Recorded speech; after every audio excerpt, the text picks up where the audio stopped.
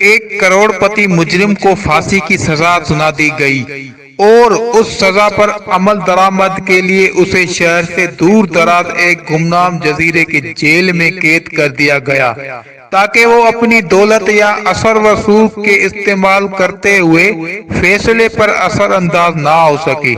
کروڑ پتی مجرم نے اس جزیرے پر ہر قسمت آزمانے کا فیصلہ کیا۔ اس کے لیے اس نے جیل کے سنتری کو رشوت دینے کا فیصلہ کیا تاکہ کسی بھی طریقے سے اسے کسی بھی قیمت پر جیل کے جزیرے سے باہر وہ فرار ہو سکے۔ سنتری نے اسے بتایا کہ یہاں پر حفاظتی اقدامات بہت سخت ہیں اور کوئی بھی قیدی جزیرے سے باہر نہیں نکل سکتا سوائے ایک صورت کے جو کہ موت ہے۔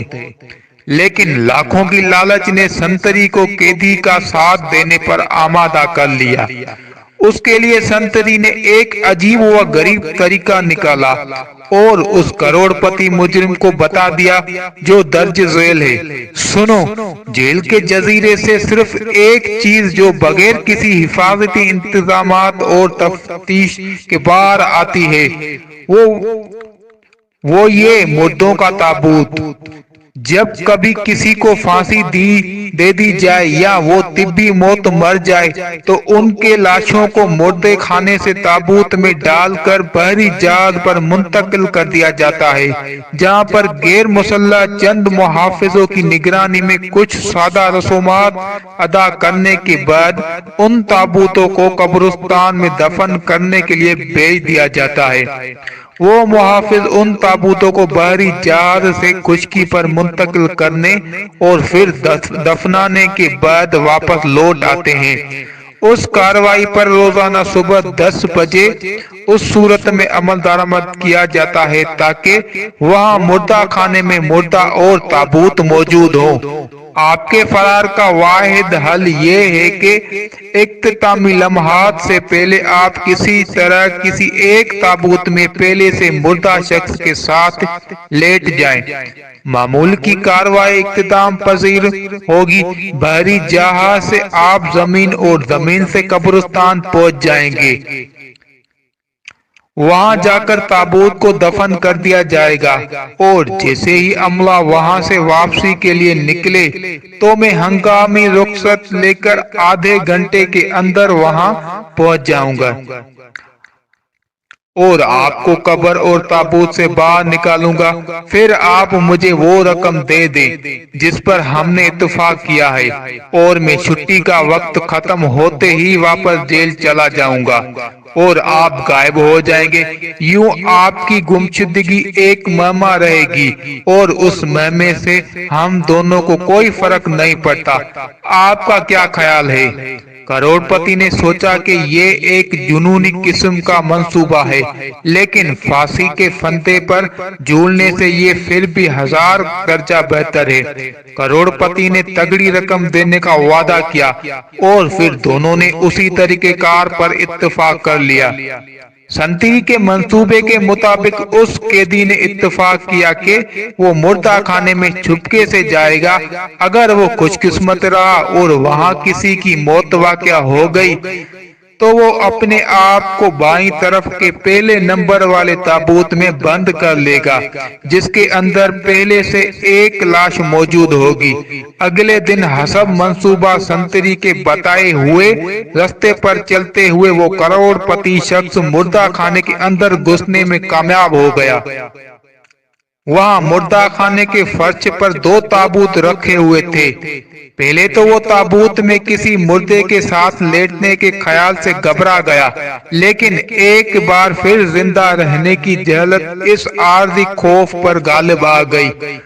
اس نے اپنی آنکھیں بند کرتے ہوئے احتیاط سے تابوت کو کھولا تاکہ لاش کو دیکھ کر خوفزدہ نہ ہو اور اپنے آپ کو تیزی سے تابوت کے اندر مردے کے اوپر گرا دیا اور اس وقت تک بے چینی اور پکڑ جانے کے خوف کے ساتھ وہ انتظار کرتا رہا جب تک کہ اس نے محافظوں کی آواز نہ سنی۔ وہ تابوت کو جہاز کے عرصے پر لے جانے کے لیے آپس میں گفتگو کر رہے تھے۔ مردہ خانے سے لے کر جہاز پر پہنچنے تک اسے قدم بہ قدم جگہ کی تبدیلی کا احساس ہوتا رہا۔ جہاز کا ننگر اٹھنے سے لے کر پانی پر اس کی حرکت کو اس نے محسوس کیا۔ سمندری پانی کی مہک جب تک اس کے نتھوں سے ٹکراتی رہی تب تک اس کا عدم محفوظ کا احساس برقرار رہا۔ جہاز ساحل پر پہنچ کر لنگر انداز ہوا۔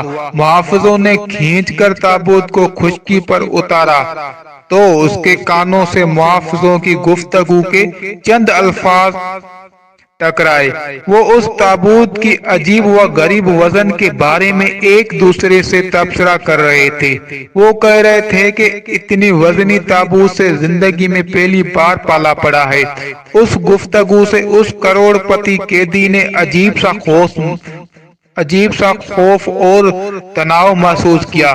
وہ ڈر گیا تھا کہ کہیں یہ محافظ اس تابوت کو کھول کر چیک ہی نہ لیں کہ اندر کیا ہے، لیکن یہ تناؤ اس وقت ختم ہو گیا جب اس نے ایک محافظ کو لطیفہ سناتے ہوئے سنا جس میں وہ زیادہ وزن والے قیدیوں کا مذاق اڑا رہا تھا۔ مردہ خانے سے لے کر قبرستان تک پہنچنے تک شاید یہ پہلا لمحہ تھا جب اس نے تھوڑی سی راحت محسوس کی۔ اب اسے محسوس ہو رہا تھا کہ تابوت کو گڑھے میں اتارا جا رہا ہے۔ چند لمحوں کے بعد اسے تابوت اور اوپر حصے پر مٹی بکھرنے کی آواز صاف سنائی دے رہی تھی اور محافظوں کے بولنے کی آواز آہستہ آہستہ کم ہوتے ہوئے ختم ہو گئی۔ اور اب اس اندھیری قبر میں وہ ایک عجیب صورتحال سے دوچار تھا۔ انسانی لاشیں کے ساتھ 3 میٹر کی گہرائی میں وہ زندہ دفن تھا اور ہر گزرتے لمحے کے ساتھ اس کے لیے سانس لینا دوپہر ہو جاتا تھا۔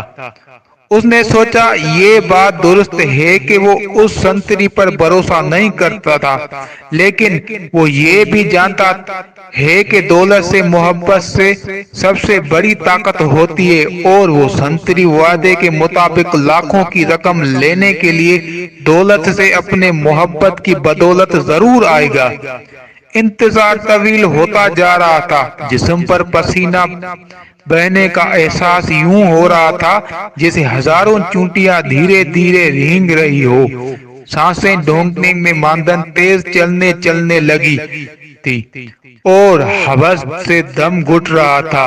خود کو مطمئن کرتے ہوئے وہ کہنے لگا بس مزید 10 منٹ کی بات ہے، اس کے بعد سب کچھ ٹھیک ہو جائے گا اور وہ دوبارہ آزاد فضاؤں میں سانس لے گا اور ایک بار پھر روشنی دیکھے گا۔ سانس لینے میں دقت کے باعث اب وہ مسلسل کھانستا لگا تھا۔ مزید 10 منٹ گزر گئے۔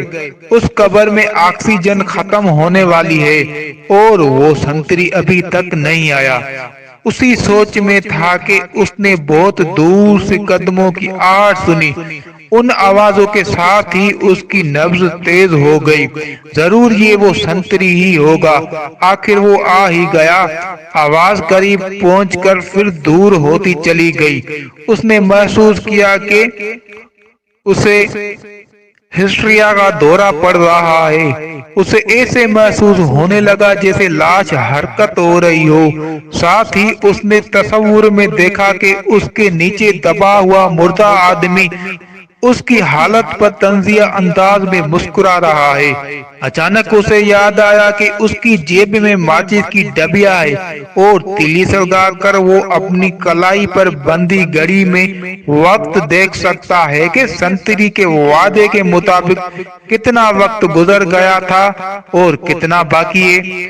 اسے امید تھی کہ سنتری کے بتائے ہوئے وقت میں سے ابھی چند منٹ باقی ہوں گے۔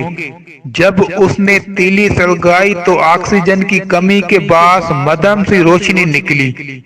شعلے کو گھڑی کے قریب لا کر اس نے دیکھا تو پتا چلا کہ 45 منٹ سے زیادہ کا وقت گزر چکا ہے۔